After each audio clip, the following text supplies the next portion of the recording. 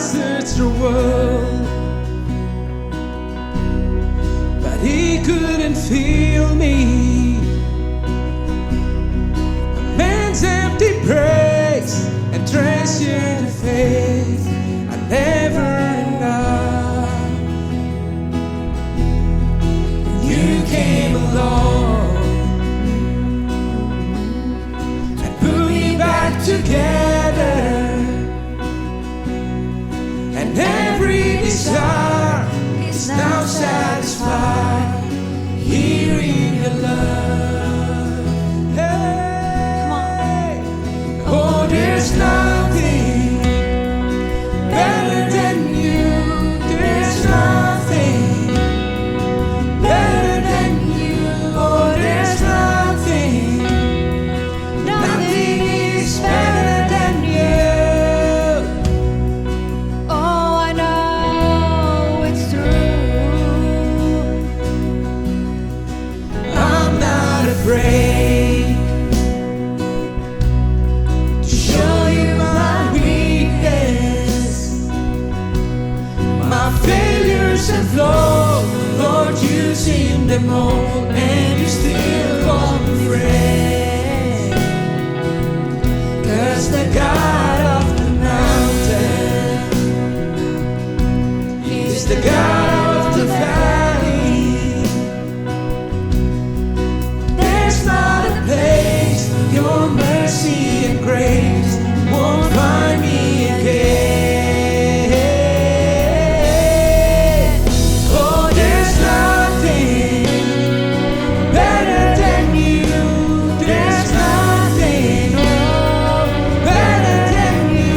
Oh, there's nothing, nothing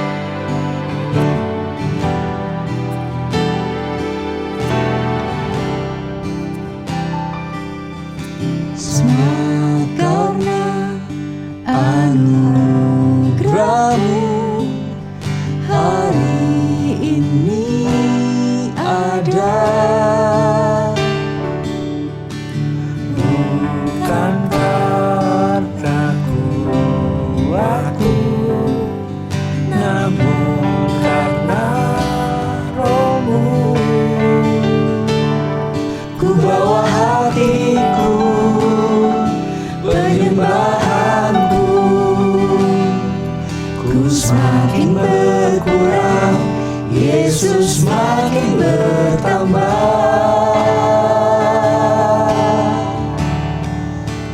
Mengikut Yesus, itulah kesukaan hatiku. Ku lepas semua hakku untuk mengenal kehendaknya di hidupku.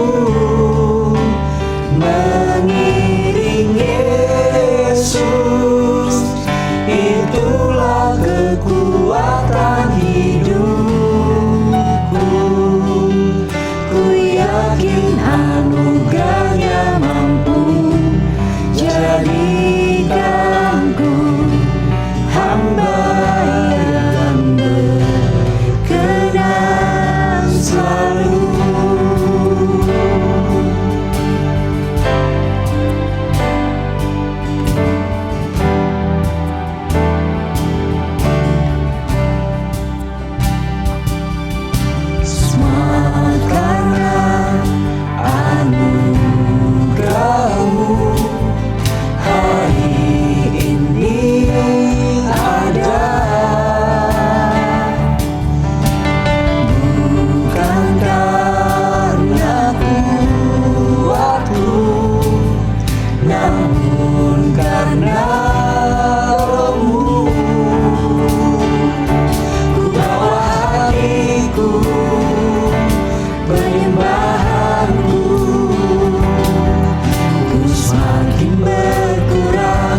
Yesus makin bertambah.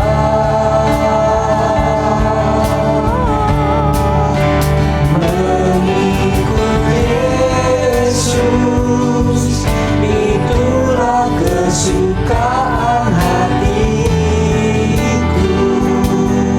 Ku lepas semua hakku untuk mengenal kehendaknya di hidupku. Mengiring Yesus, itulah kekuatan hidupku.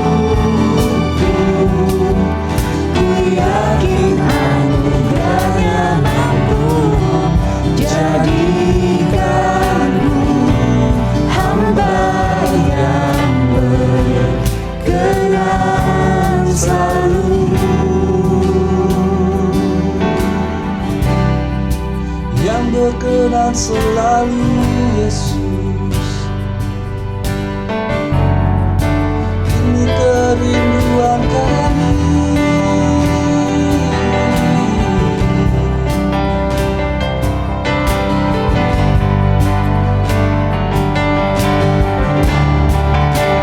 Mengikut Yesus, itulah kesukaan hatiku.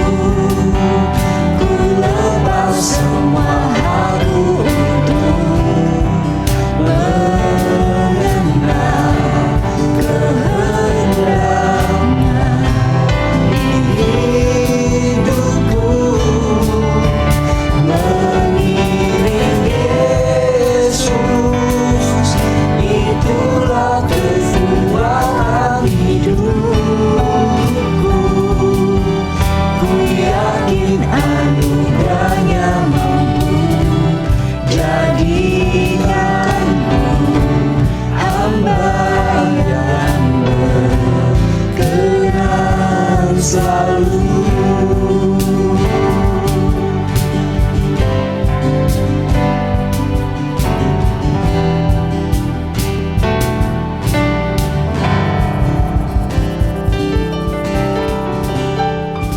Shalom jemaat yang dikasihi Tuhan.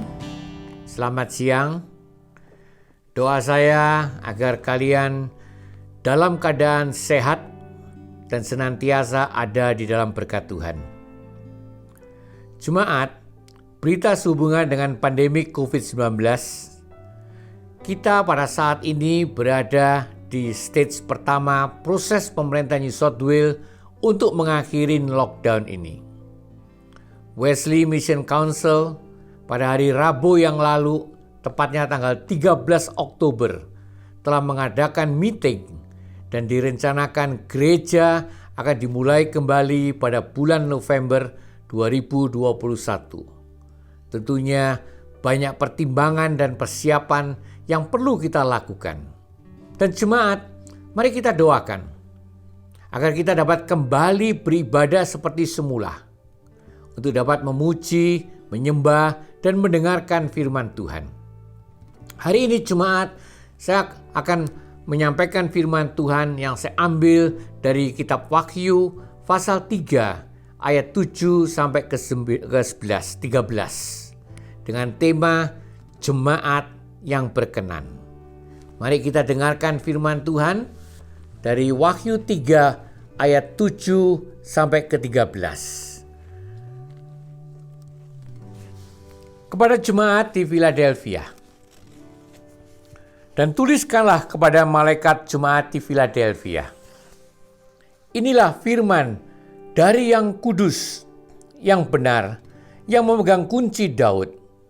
Apabila ia membuka, tidak ada yang dapat menutup. Apabila ia menutup, tidak ada yang dapat membuka. Aku tahu segala pekerjaanmu. Lihatlah, aku telah membuka pintu bagimu yang tidak dapat ditutup oleh seorang pun. Aku tahu bahwa kekuatanmu tidak seberapa, namun engkau menuruti firmanku, engkau tidak menyangkal namaku. Lihatlah, beberapa orang dari jemaah iblis, yaitu mereka yang menyebut dirinya orang Yahudi, tetapi yang sebenarnya tidak demikian, melainkan berdusta, akan kuserahkan kepadamu. Sesungguhnya aku akan menyuruh mereka datang dan tersungkur di depan kakimu dan mengaku bahwa aku mengasihani engkau. Karena engkau menuruti firmanku untuk tekun menantikan aku, maka aku pun akan melindungi engkau dari hari pencobaan yang akan datang atas seluruh dunia ini untuk mencobai mereka yang diam di bumi. Aku datang segera. Peganglah apa yang ada padamu, supaya tidak seorang pun mengambil mahkotamu. Barang siapa menang, ia akan kujadikan sokok guru di dalam bait suci Allahku, dan ia tidak akan keluar lagi dari situ. Dan padanya akan kutuliskan namaku, nama kotaku, yaitu Yerusalem baru, yang turun dari surga dari Allahku, dan namaku yang baru. Siapa bertelinga, hendaklah ia mendengarkan apa yang dikatakan Roh kepada jemaat-jemaat. Berbahagialah umat Tuhan yang mendengarkan firman Tuhan. Mari kita diam sejenak, minta pengurapan kuasa Roh Kudus untuk memberikan pengertian di dalam kehidupan ini. Bapa, urapi kami dengan kuasa-Mu. Kami bersyukur atas firman-Mu. Bila Engkau akan memberikan pengertian yang baru ya Bapa. Kami adalah anak-anak-Mu. Kami mau melakukan apa yang menjadi kehendak-Mu ya Bapa. Tolong kami. Berikan pencerahan yang baru. Di dalam nama Tuhan kami Yesus Kristus, kami panjatkan doa ini. Katakan amin. Jemaat yang dikasihi Tuhan, engkau telah mengetahui bahwa di dalam bulan ini saya ingin membawa engkau melihat ketujuh jemaat Tuhan sesuai dengan penglihatan Rasul Yohanes sewaktu ia ada di Pulau Patmos. Dan ketujuh jemaat ini dicatat di dalam kitab Wahyu. Dan jemaat, minggu yang lalu kita merenungkan akan jemaat di Smyrna. Dan kita mengetahui bahwa jemaat di Smyrna adalah jemaat yang berkenan, jemaat yang dipuji, jemaat yang tidak menerima teguran dari Tuhan. Dan minggu ini kita akan memperhatikan jemaat yang kedua. Jemaat kedua ini juga tidak menerima teguran dari Tuhan, yaitu jemaat di Philadelphia. Dan Tuhan memberikan pernyataan, barang siapa menang, ia akan kujadikan sokok guru di dalam bait suci Allahku. Ini dicatat di dalam Wahyu 3 ayat yang ke-12. Pernyataan soko guru. Kabar baik memberikan pernyataan soko guru itu adalah tiang dalam rumah suci. Atau dapat saya nyatakan itulah sebagai penyangga daripada bangunan yang memiliki peran yang sangat penting untuk mempertahankan bangunan tersebut. Dan jemaat yang dikasihi Tuhan, mari kita perhatikan perikop ini. Kita perhatikan apa yang perlu kita lakukan supaya kita menjadi orang-orang yang berkenan. Tentunya sebagai seorang gembala, saya selalu berdoa supaya engkau yang ada dalam penggembalaan akan melakukan sesuatu yang berkenan di hadapan Tuhan. Dan jemaat, berdasarkan perikop ini ada 3 poin yang ingin saya nyatakan. Poin yang pertama, supaya kita menjadi jemaat yang berkenan, mari kita menyadari bahwa Tuhan Maha Tahu. Dicatat di dalam Wahyu 3 ayat yang ke-8. Aku tahu segala pekerjaanmu. Lihatlah, aku telah membuka pintu bagimu yang tidak dapat ditutup oleh seorang pun. Pernyataan aku tahu segala pekerjaanmu. Dan memang perlu disadarin jemaat. Tuhan itu adalah Tuhan yang Maha Tahu. Dia mengetahui segala sesuatunya. Tidak ada sesuatu pun yang dapat kita sembunyikan di hadapannya. Bahkan apa yang ada di hati kita, apa yang ada di pikiran kita, Tuhan pun juga mengetahuinya. Maka dari sebab itu, pemazmur memberikan pernyataan dicatat dalam Mazmur 139 ayat 2-4, di mana pemazmur berkata, Engkau mengetahui kalau aku duduk. Engkau mengetahui kalau aku berdiri.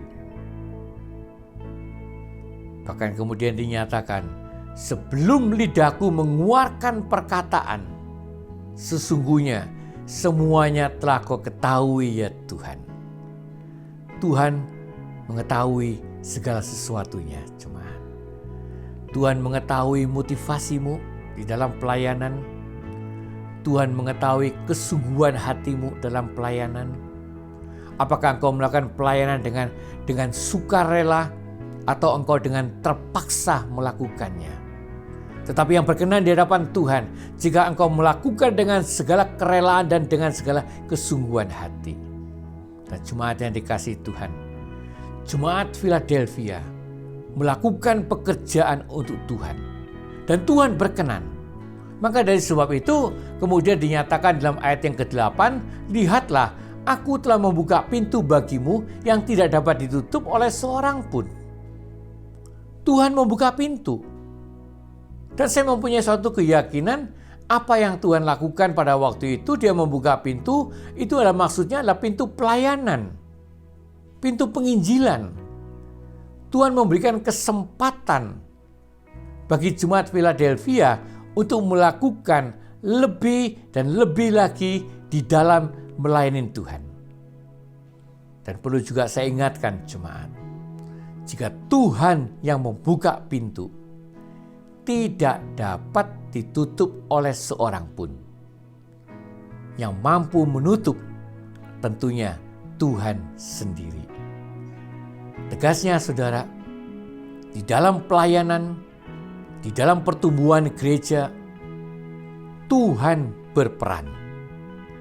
Tuhan yang dapat membuat kita melakukan, Tuhan juga akan dapat menghentikan kita untuk tidak melakukan. Di kehidupan jemaat di Philadelphia, kita mengetahui, dan ini dicatat di dalam Wahyu 3 ayat yang ke-9. Dinyatakan sebagai berikut, saudara. Sesungguhnya aku akan menyuruh mereka datang dan tersungkur di depan kakimu dan mengaku bahwa aku mengasihi engkau. Mereka disuruh Tuhan datang. Siapa mereka itu? Kalau kau perhatikan ayat sebelumnya, engkau mengetahui itu adalah jemaat di luar Tuhan. di mana Tuhan kemudian menyerahkan jemaat ini kepada jemaat di Philadelphia. Supaya jemaat Philadelphia mengembalakan jemaat yang di luar Tuhan itu. Aku menyuruh mereka datang dan tersungkur di depan kakimu dan mengaku bahwa aku mengasihi engkau. Jemaat, apa yang juga dicatat di dalam Kisah Para Rasul, di mana dicatat tentang jemaat mula-mula. Dan kalau kita perhatikan akan jemaat mula-mula, saya mempunyai keyakinan bahwa jemaat mula-mula berkenan di hadapan Tuhan. Mereka melakukan segala sesuatu untuk kemuliaan nama Tuhan. Sampai sedemikian rupanya mereka juga memperhatikan akan apa yang menjadi kebutuhan daripada jemaat Tuhan. Dan dinyatakan mereka disukai oleh semua orang. Dan dicatat dalam Kisah 2 ayat yang ke-47, karena mereka disukai oleh semua orang, karena Tuhan berkenan, maka Tuhan yang menambahkan jumlah orang-orang yang diselamatkan. Jemaat, tegasnya pertumbuhan gereja itu tergantung dari Tuhan. Tuhan berperan.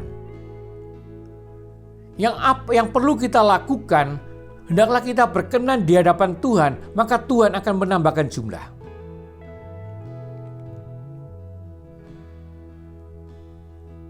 Orang-orang yang diselamatkan. Bukan perpindahan gereja, tetapi orang-orang baru yang Tuhan serahkan di dalam kehidupan jemaat untuk dibina, untuk dijadikan murid, untuk melakukan sesuatu bagi kemuliaan nama Tuhan. Di masa sulit ini jemaat, ada orang bertanya kepada saya, dengan melihat akan dampak daripada COVID-19, di mana ternyata banyak gereja-gereja yang dilarang tidak dapat melakukan ibadah. Bahkan juga banyak gereja yang ditutup.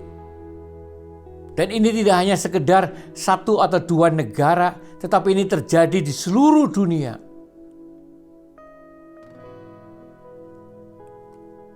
Mereka bertanya,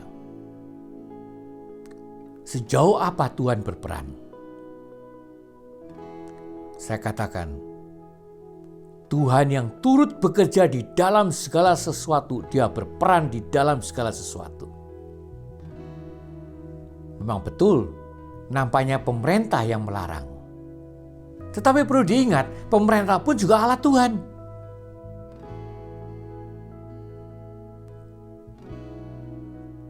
Dan ini semua mengingatkan kepada saya jemaat akan apa yang telah dinubuatkan oleh Nabi Amos.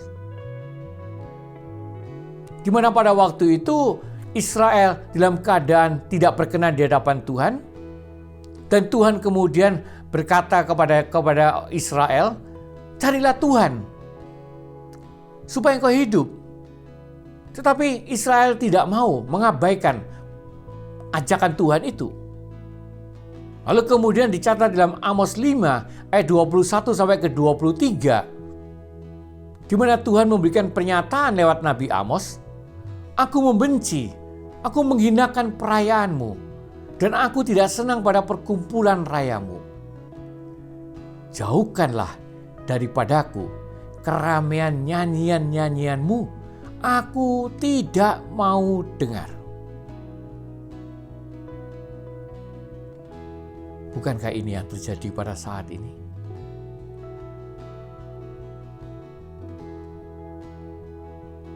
Bukankah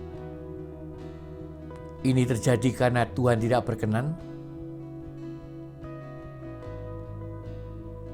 Jemaat,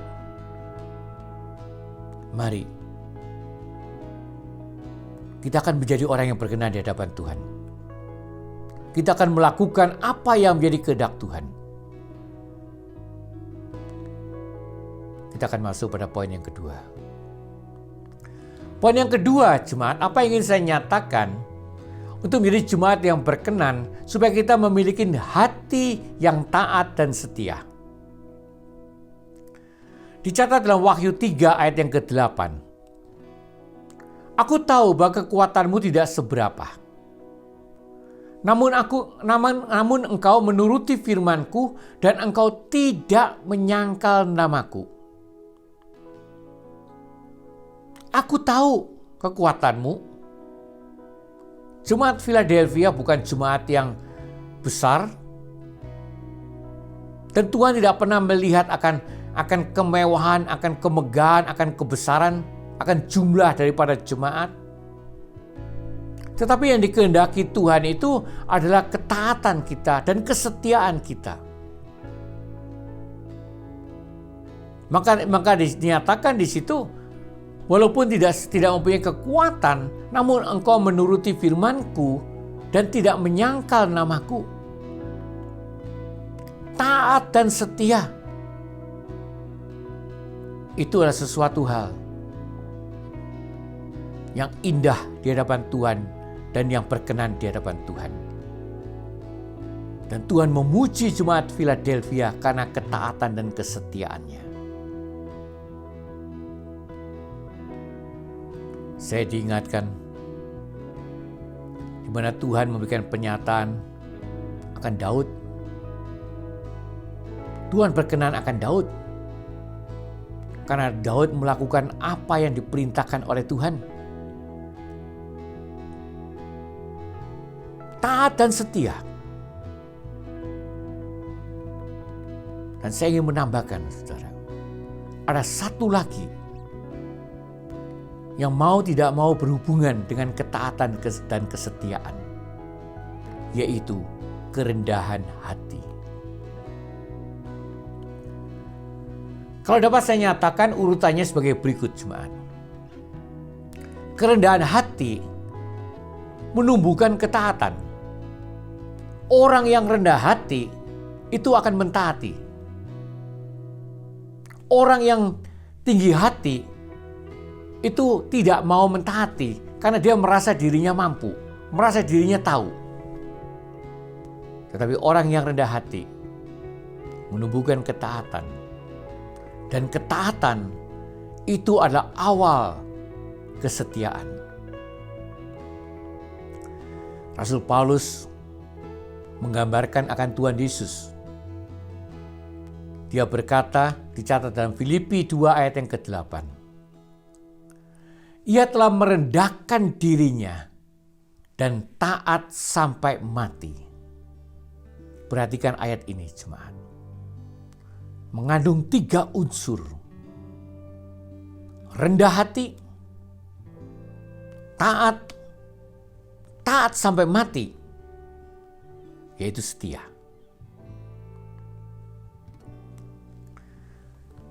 Penulis Amsal menyatakan, dicatat dalam Amsal 22 ayat yang ke-4. Ganjaran kerendahan hati dan takut akan Tuhan adalah kekayaan, kehormatan, dan kehidupan. Saya yakin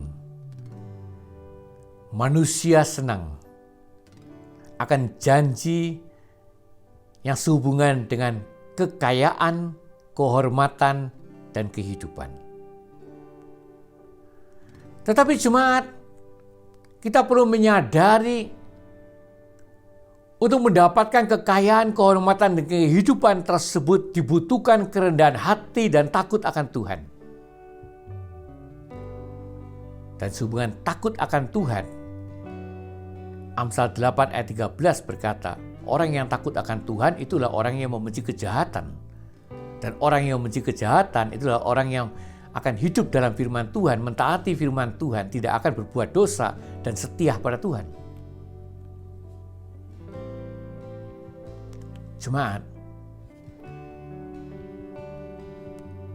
tentu ini akan menggugah kita semua untuk memiliki kerendahan hati. Supaya kita bisa taat, supaya kita bisa setia, dan lebih daripada itu, supaya janji Tuhan akan menjadi bagian dalam kehidupan kita. Bagaimana supaya kita dapat memiliki kerendahan hati?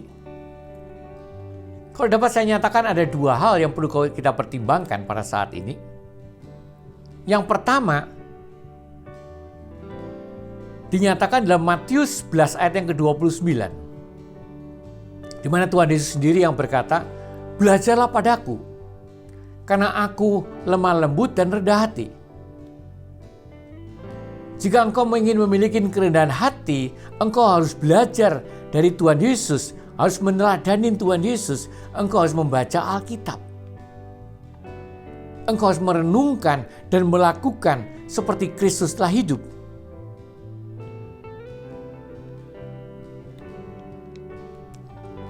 Yang kedua, mungkin engkau tidak mau belajar sendiri. Masih ada kemungkinan, yaitu didikan Tuhan. Ulangan 8 ayat yang kedua memberikan pernyataan, saudara. Atas kehendak Tuhan, Israel pada waktu itu ada di padang gurun selama 40 tahun. Dan dinyatakan dalam Alkitab dengan maksud merendahkan hatimu dan mencobai engkau. Apakah engkau berpegang pada perintahnya atau tidak?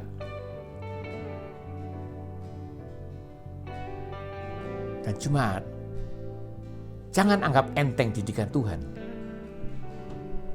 Karena kemudian kalau kau perhatikan ayat selanjutnya, kau akan mengetahui bagaimana caranya Tuhan mendidik.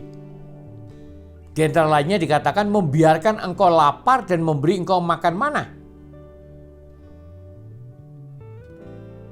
Supaya engkau bisa merendahkan diri di hadapan Tuhan.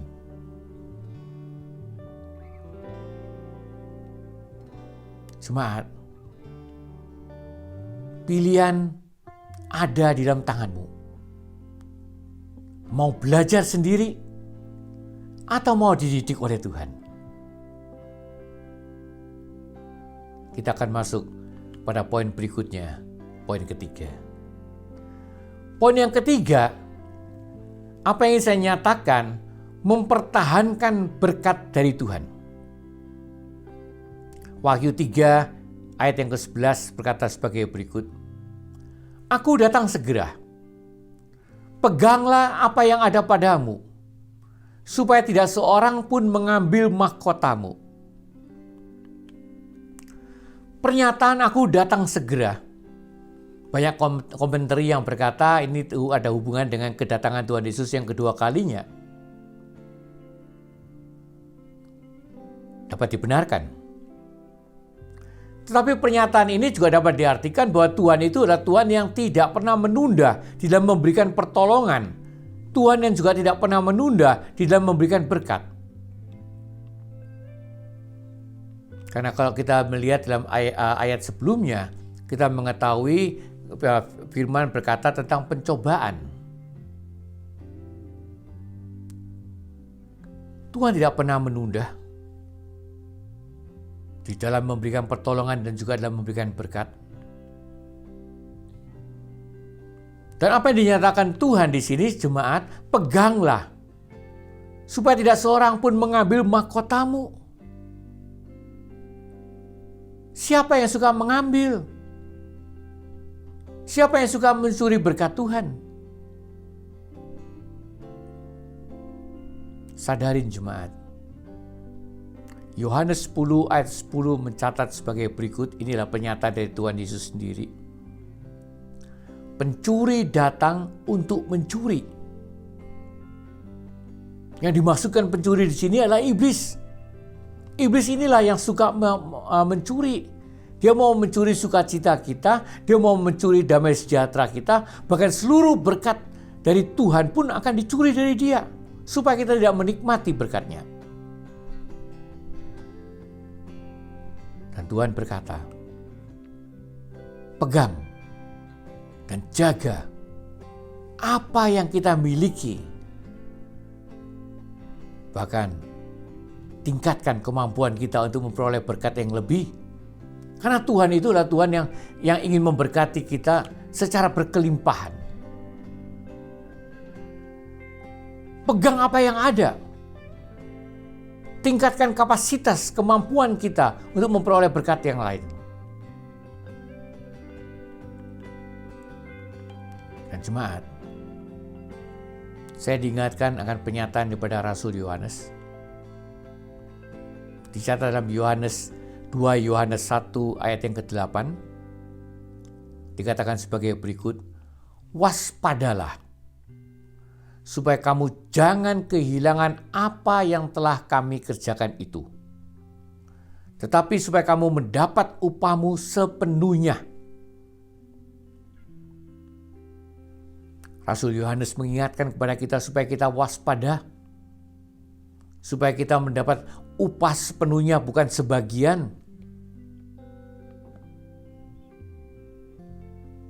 Jangan sampai engkau kehilangan apa yang telah kami kerjakan. Kabar baik berkata, apa yang sudah kami usahakan untuk kalian. Kalau mungkin dapat saya jelaskan lebih jauh lagi, saudara, apa yang sudah diusahakan.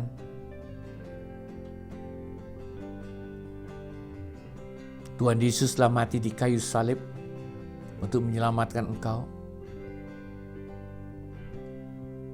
Tuhan kemudian mengangkat hamba-hamba Tuhan untuk memimpin sebagai pemimpin rohanimu,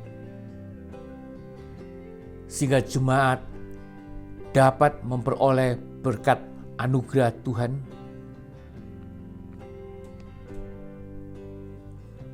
Dan ini yang perlu kita perhatikan jemaat,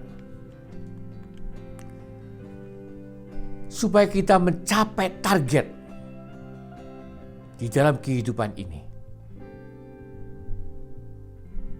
Barang siapa menang akan mendapatkan mahkota. Maka dari sebab itu, penulis Ibrani di dalam Ibrani 10 ayat yang ke-35 menyatakan, janganlah kamu melepaskan kepercayaanmu, karena besar upah yang menantikannya. Dan kemudian saya akan segera mengakhiri di dalam 1 Tesalonika 5 ayat yang ke-12. Di mana Rasul Paulus mengingatkan kepada jemaat di Tesalonika, supaya kamu menghormati mereka yang bekerja keras, yang memimpin kamu dalam Tuhan, yang menegur kamu. Jemaat, kita ada orang yang harus dipimpin, yang butuh pimpinan. Kita adalah orang yang butuh teguran. Dan jika kita ditegur, itu perlu disadari, itulah untuk kebaikan diri kita sendiri.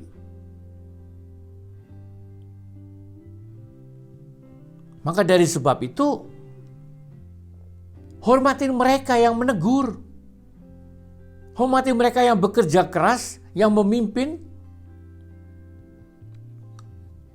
supaya engkau senantiasa hidup berkenan di hadapan Tuhan. Saya ingin mengakhiri jemaat. Saya rindu supaya engkau menjadi jemaat yang berkenan di hadapan Tuhan. Sadari bahwa Tuhan adalah Tuhan yang Maha Tahu. Miliki hati yang taat dan setia. Dan pertahankan berkat dari Tuhan. Mari kita diam sejenak dan berdoa. Bapa, kami bersyukur dan berterima kasih atas firman-Mu. Bila firman-Mu akan menjadi bagian dalam kehidupan kami ya Tuhan. Tolong kami ya Bapa, supaya kami mampu menjadi pelaku firman-Mu. Karena kami rindu untuk menyenangkan hati-Mu ya Bapa. Terima kasih ya Tuhan, dalam nama Tuhan kami Yesus Kristus kami panjatkan doa ini. Amin. Semua karena anugerah-Mu hari ini ada. Bukan karena kuatku, namun karena Roh-Mu.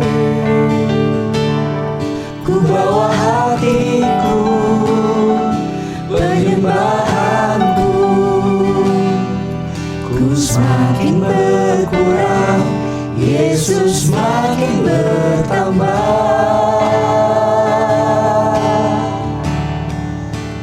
Mengikut Yesus, itulah kesukaan hatiku. Ku lepas semua hakku untuk mengenal kehendaknya